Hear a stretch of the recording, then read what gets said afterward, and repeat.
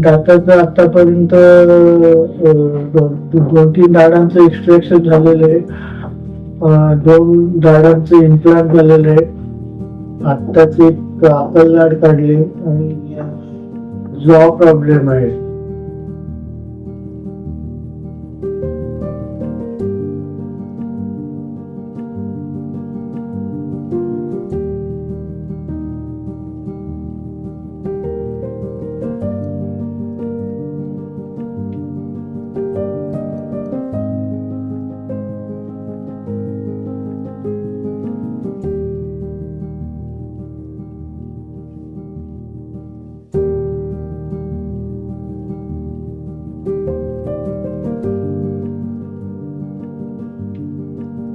मला 2 वर्षापूर्वी असा प्रॉब्लेम झाला होता की खाऊ शकत नव्हतो मी.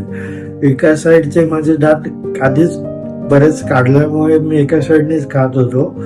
त्याच्यामुळे माझा साईडचा जे लेफ्ट साईडचा जो जॉचा जॉईंट होता त्याचं हाड सरकलं होतं. त्याच्यामुळे मला असा प्रॉब्लेम झाला की मी शाळेत चपाती पण खाऊ शकत नव्हतो, जोरात कळ येत होती.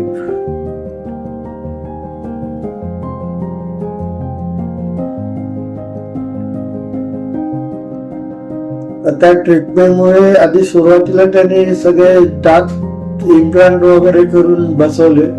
त्यानंतर कॅप बसवल्या सगळ्या आणि नवीन सगळे दात